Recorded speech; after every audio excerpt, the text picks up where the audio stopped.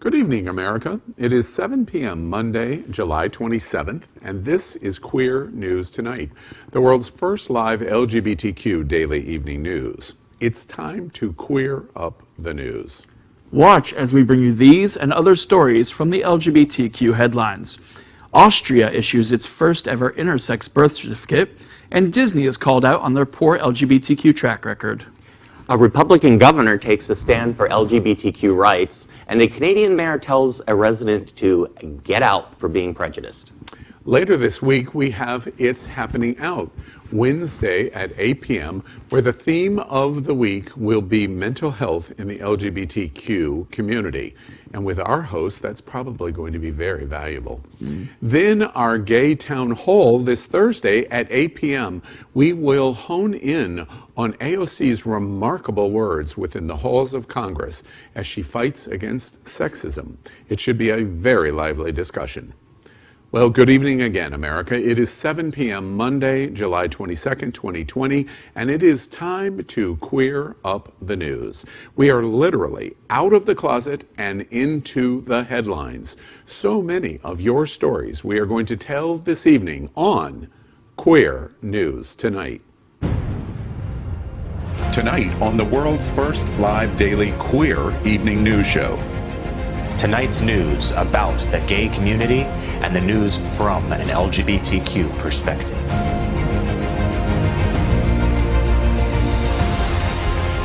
Are our gay stories important to you? In headlines, politics, entertainment, gay culture, travel, religion, and more. Reported by respected anchors. Out of the closet and into the headlines on Q News Tonight. Well, thank you for joining Queer News Tonight. We are live. This is an unedited show, so anything can happen, and you could see it.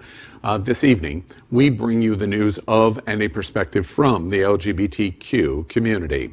I'm your anchor, Al Ferguson, and this is my co-guest anchor, David Hopkins. And for the first time ever, my co-guest anchor, Dr. Ty Hauser. We'll discuss what a doctor of what in a bit. Let's queer up the news. This evening we begin with queer headlines. The LGBTQ community in America is diverse. The LGBTQ community around the world is vast, and we bring you the bullet points of queer news for today, Monday, July 27th, 2020. We begin by queering up entertainment. Disney films have been rated a poor LGBT representation. Watch this. GLAAD's annual report cards for Hollywood have come out, and no one has received a good rating. And studios like Disney, Paramount, and Warner Brothers actually have failed. Despite being popular with queer fans, Disney has done virtually nothing to include LGBTQ characters in its movies, according to a new analysis released by GLAAD. In 2019, the studio released 19 films, but only 4 included any LGBTQ characters at all, and 0 passed a test that requires queer characters to be tied to the plot. Disney released Frozen 2 in 2019, and although many fans have determined that the character of Elsa is queer, the film contains no confirmation of that fact. They did include a few queer characters in very minor roles, which is better than some, but some are now saying it is time for the LGBTQ to shine in the spotlight it so richly deserves. Yes, we've actually reported on one of the characters on Q News Tonight, which was one of the officers from Onward, who has like 30 seconds of screen time. To point out also, Disney has not rated well on this since 2013, so they need to up their game. I'm actually really confused by all of this because I for sure thought Disney was gay. Every gay guy that I went to college with works there. So this is a surprise. And that's a really, really interesting point, because Walt Disney World and the Disney Company is the gayest place on planet Earth, with the exception of Wilton Manors in Fort Lauderdale. But it's interesting. All of the different brands, the theme parks, the television network, their other film subsidiaries are extremely LGBT embracing. What GLAAD points out is the exception is Disney Films itself, and it's time for them to address that. Yeah. Next week, Queer Up the World. Mayor offers to find local gay hater a realtor if they'll just move out of town. Jessica Hanks was very happy when she won a local contest in Wetaskiwin, Canada, for decorating her yard. Her jubilation quickly turned to dismay, however, when she received an anonymous letter saying she was supporting the, quote, sick portion of society and bemoaning all the taxes they had to pay. Then something amazing happened. Not only did the mayor offer to find a realtor to help this person out of their city since they didn't like it so much, but many members of the LGBTQ community showed up to help her paint her fence a beautiful rainbow. On Facebook, Ms. Hanks wrote that, quote, today evolved past fight hate with love. It turned into something absolutely beautiful. And also, she noted, there was laughter, smiles under masks. There was this amazing hum of positive energy. Today was a beautiful, glorious day.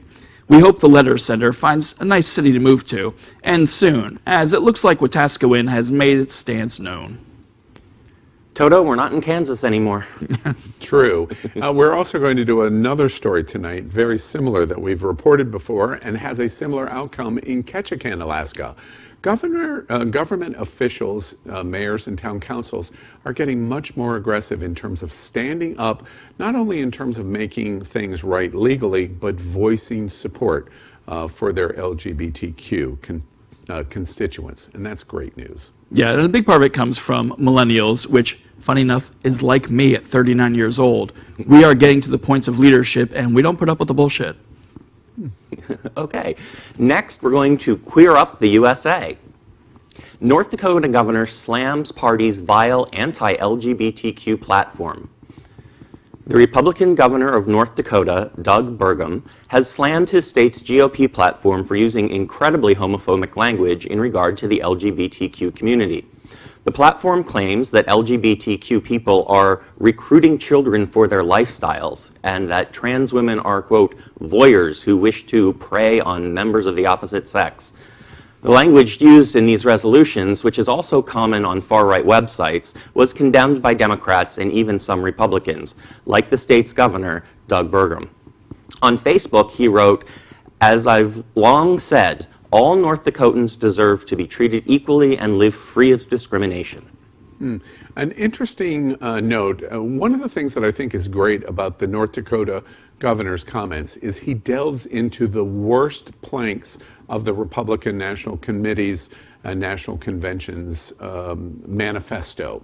And they've existed for a long, long time. And while people are saying they're the most embracive LGBTQ president in history, these planks are really where the nuts and bolts are, and the North Dakota governor calls it out. And there are a lot of nuts in that part of the party, but not all Republicans are bad. A lot of my family in New England are Republicans, and New England Republicans are very different than Southern Republicans. They aren't as evangelical. They're just small government, and I wish the National Party would get back to that. Yeah, I agree. Coming from a small town in Pennsylvania, there's a large spectrum of Republicans out there, and so just to throw everyone into the same Trump camp is maybe not fair, but it's easy. Yeah.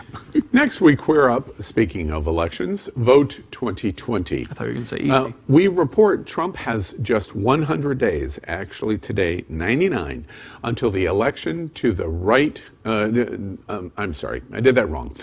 He has 100 days until the election to right the ship. Watch this.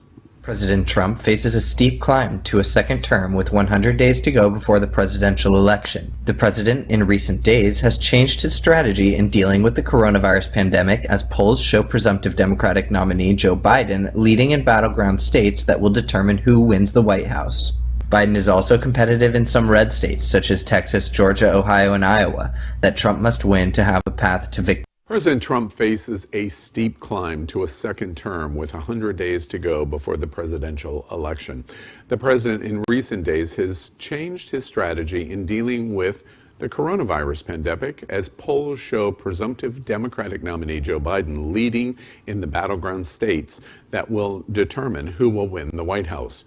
Trump and the GOP are facing a potential Election Day disaster on November 3rd if they do not quickly change their trajectory of the race. So far, it seems that both the Senate and the White House are confused on how to best do that, with contradictory messages about COVID-19 relief over the weekend as the latest example.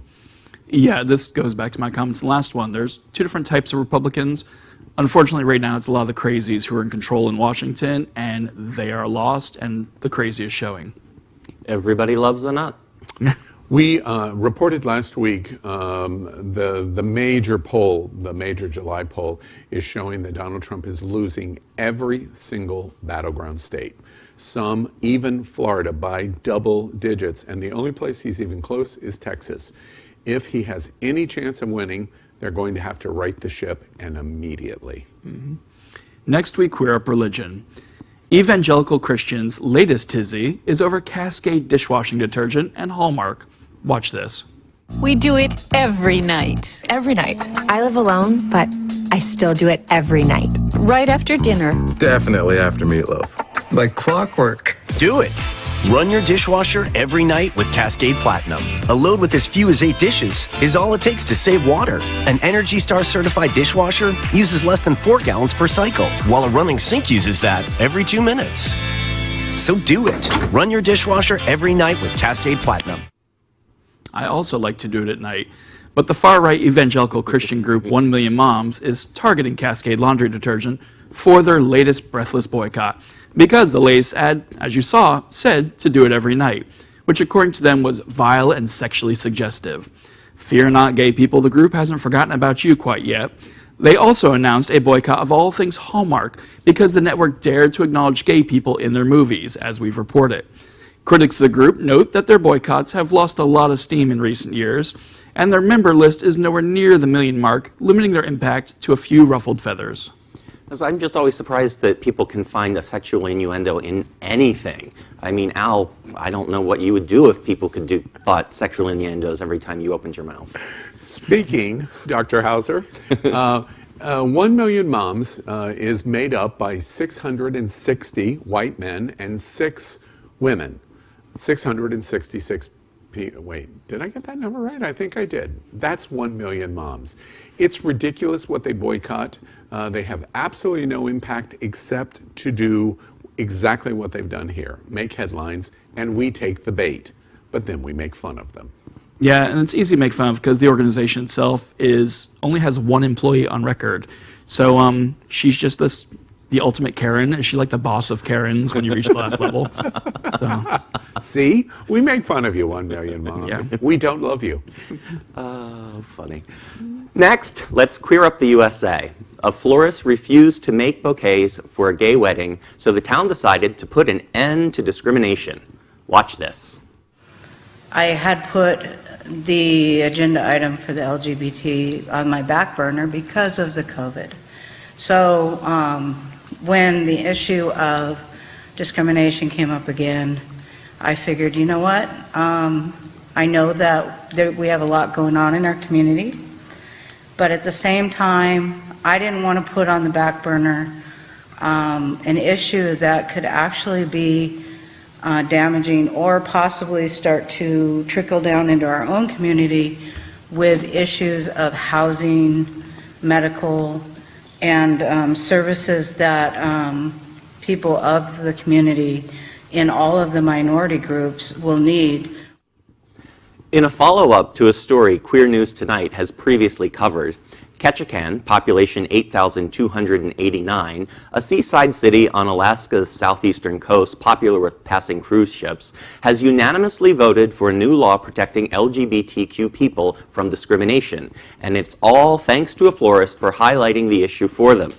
The florist, Heather Dalen, denies that she has made bouquets for LGBTQ people in the past, but says that gay weddings violate Scripture. Museum curator Ryan McHale, who spoke at the hearing for the law's passing, said in response, quote, much like their pro-slavery predecessors, segregationists during the Jim Crow era cited Scripture as justification for maintaining racial segregation and inequality. Queer News Tonight agrees with Mr. McHale. Well said, sir. Interesting story. We continue by queering up gay culture and reporting, hey queens, Lady Red Couture, LA drag icon, has died. On Saturday, Lady Red Couture, a staple of the Los Angeles drag community, died. Johnny McGovern, who co-hosted the long-running show Hey Queen alongside Lady Red Couture, announced the news on social media. He said, "It doesn't feel real, but the beautiful light that was Lady Red is gone," he wrote in the post. "I love you, baby. I will miss you every day." On social media, many in the drag and nightlife communities, as well as entertainment in general, have posted tributes. On Hey Queen, McGovern and Lady Red interviewed many of the RuPaul's Drag Race alum and other talented people. Next week, Queer Up Health, LGBTQ life and pandemic. New study finds 60% of queer men with COVID-19 symptoms hide them from partners and friends. Watch this. A man feeling sick hid his coronavirus symptoms so he could visit his expectant wife in the maternity ward. Officials at Strong Memorial Hospital in Rochester, New York say the man only admitted he was sick after his wife showed COVID-19 symptoms shortly after giving birth. No involved staff members tested positive for coronavirus so far. The couple was asked to quarantine with their baby after being discharged from the hospital.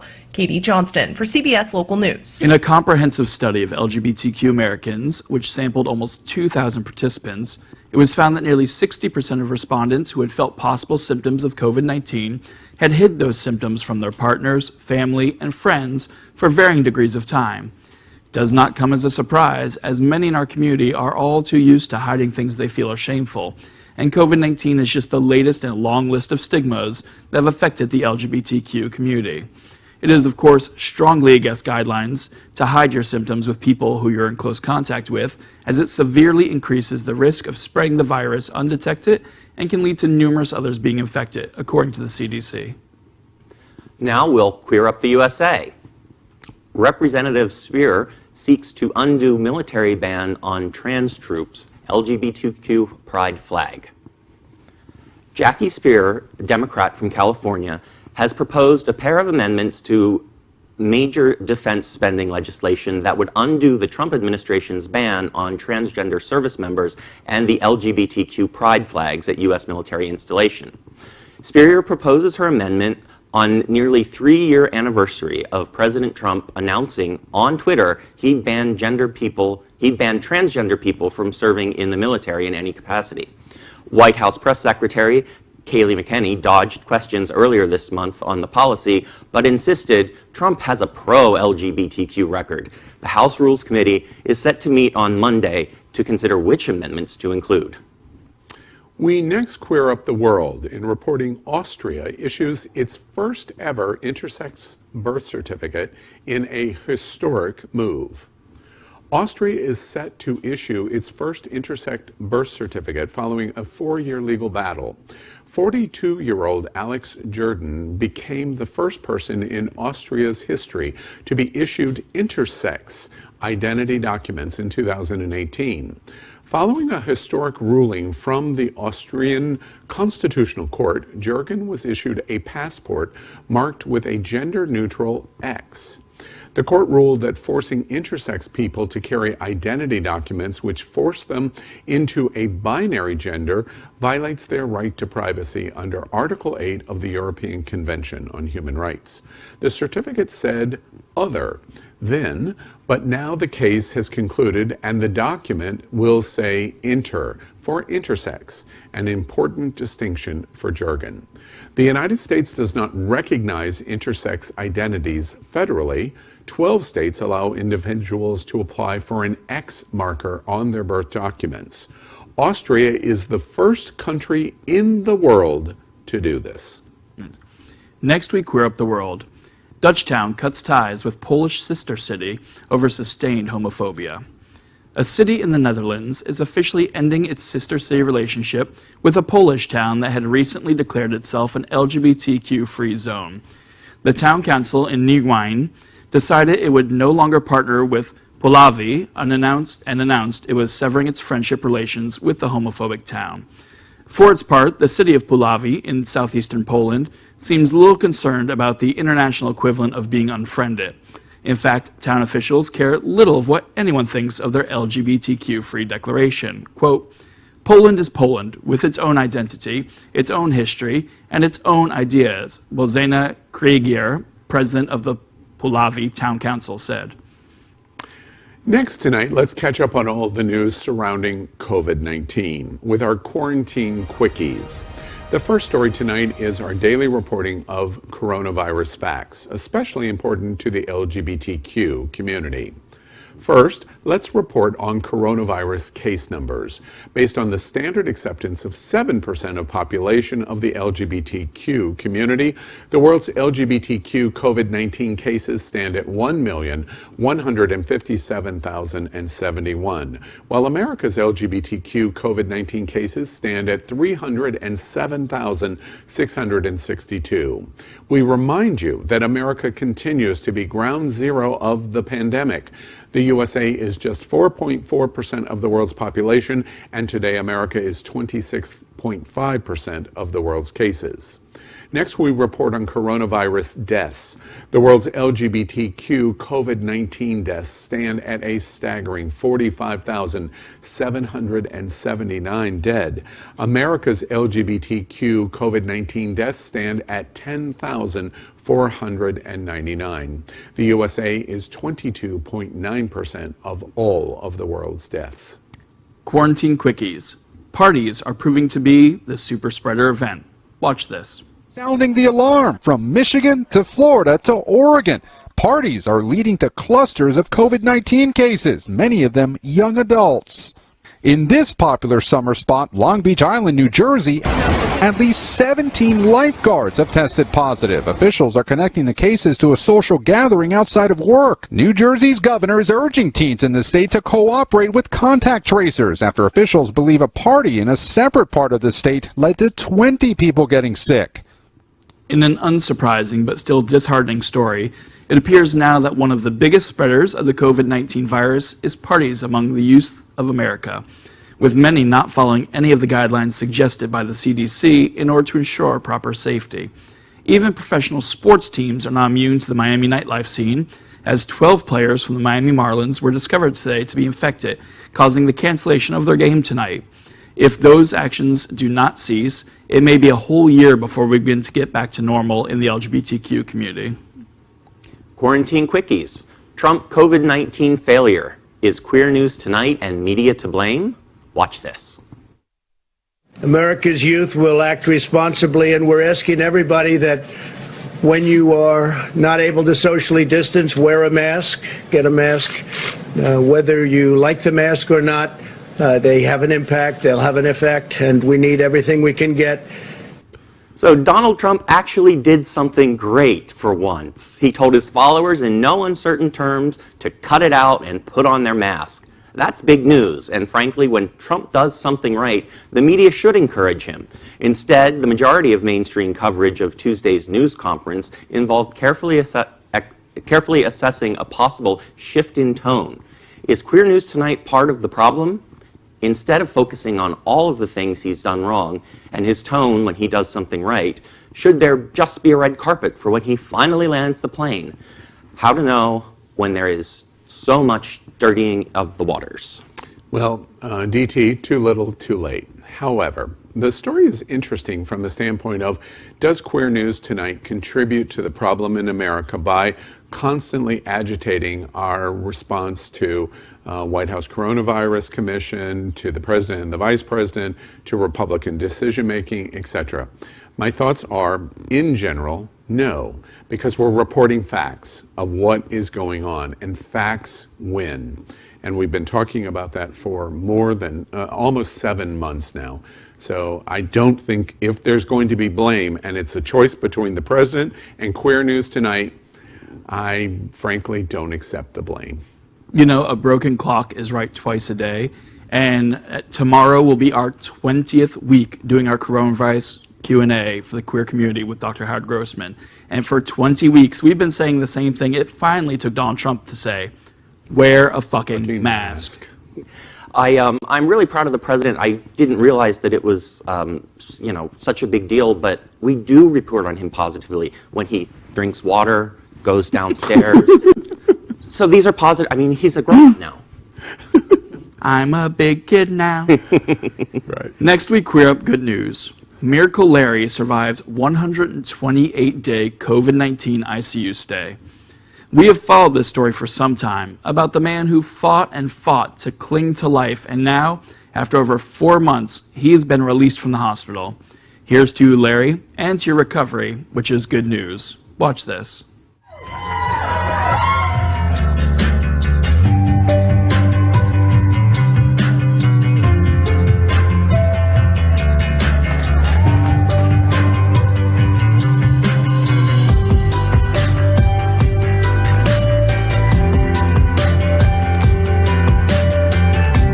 I've got to believe that it's my own willpower and all of their support. You know, I believe that in my bones.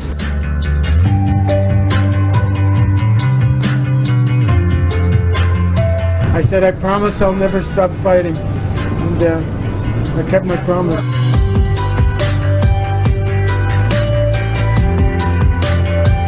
My wife saved my life. She wouldn't let them pull the plug.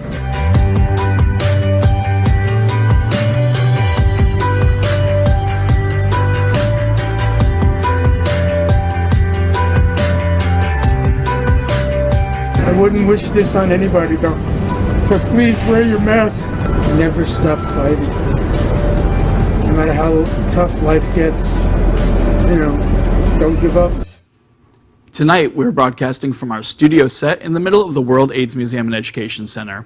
The museum is in Wilton Manors in Fort Lauderdale, Florida. We joke we're coming from the gayest place on planet Earth. You know, I've done It's Happening Out for almost 2 years, and I didn't think we could get any gayer than tonight. We'd also like to thank our set designer, Concepto Modern Living, here in Fort Lauderdale, for making this set in this living museum possible. We're going to end Queer News tonight with what we call the Big Finish.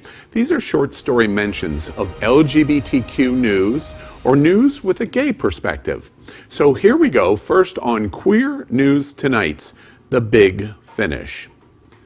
Grimes slams hate from billionaire partner Elon Musk after pronouns tweet. Look, it's a rule of life. Even billionaires shouldn't piss off their baby mamas.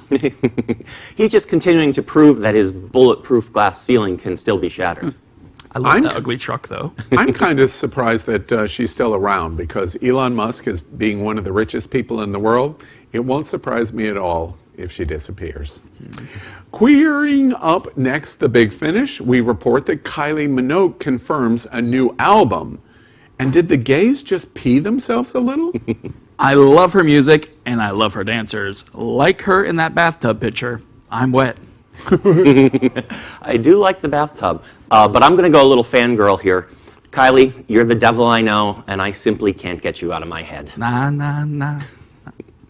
That's all I'm doing. We're so gay here. And you did pee a little, I understand. Apparently, one of our production people, Jared Curry, is quoted as saying, the gays are moist over this news, which I guess they would be. If my mic cuts out at any moment, suddenly, you know why, America. The Big Finish. Bugs Bunny serves high drag in an 80th anniversary celebration of USPS stamps. It's just a reminder that the performance art of drag can be fun for anyone, even bio queens, RuPaul.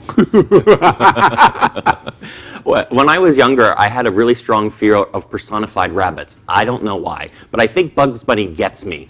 We're both wascally webbits. When I heard this news, I said to myself, finally, someone who was going to say, "What's up, Doc?"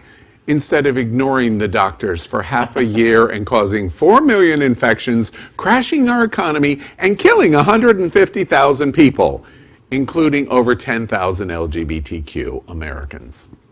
The Big Finish. Drag Race's Season 5 All-Stars winner, Shea Coulee, she just launched OnlyFans? You know, I guess that 100,000 she won last week is gone already. I'm very happy for her, I guess, but she's definitely not why I'm going to OnlyFans. You should Maybe. that tucking panties. Maybe. RuPaul taught us all never, ever give away something for free that another will pay for. Shay is putting those moves to work now. I'm for sure going to log on to OnlyFans and see what is being served up. She likely will not be lip-syncing for her life. Clue number one. And I guess we all know now exactly what RuPaul meant when she prophetically said of Shay's win, if you can't love yourself, how the hell you gonna love somebody else? Can I get an amen? Amen. The big finish. Gone with the Wind star Olivia de Havilland dies at 104. As a horror movie fan, I'll always remember her from The Swarm. Her career was long and diverse, and she was a talent that'll be missed. A grande dame of the silver screen, she helped fight and break the studio system. Her contributions to theater and film will be long remembered. I'm so glad you're here, Dr. Hauser, to say something nice about her, because I'm not. With her passing, so too has passed an era of film that we are likely never to see with the Wind movie. She is filled with love and loyalty and determination. She always does the right thing. She is a very great lady, as Rhett says after she dies in the movie.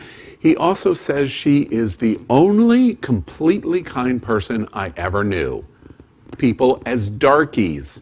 And she was a racist all the way through. She, at her core of character, was a racist about the world that she was watching in the last several months, but she was silent. Her observations on Gone with the Wind America would have been fascinating.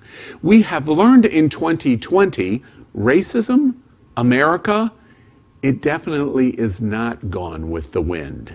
It's alive and well. And unfortunately, for Olivia de Havilland, tomorrow is not going to be another day. The big finish. North Korea generals pose like gangsters. My brain can only process one dictator at a time, and right now, with the orange one taking up all my anxiety, I've got no room for Lil Kim. My goodness, little Kim. I'm right there with you, Ty. And yet still somehow, almost impossibly, North Korea's leader may yet prove more sane than America's. This picture could be the church walk in Washington. This weekend in Louisville, the dark nights in Portland, and perhaps 75,000 DHS marshals he says he's going to send out across our land, all brandishing their guns. We live in a strange and dark time in America. And that is today's news for the LGBTQ community on the world's first daily LGBTQ evening news show. Remember, if it's important to the LGBT community, it's important to Queer News Tonight. But you gotta help us. Click subscribe on YouTube and share this news. We are literally out of the closet and into the headlines, and this is the only source of live LGBTQ news in the entire world. Your community needs your support. You are not alone. We will get through this crisis. We are here with you, and this is Queer News Tonight. And thank you, America, for joining us. I'm Al Ferguson. And on behalf of Dr. Ty Hauser, college professor across the world, and Dr. David Hopkins, I understand. I'm an amateur proctologist. We will see you daily and tomorrow night at 7 p.m. Good night.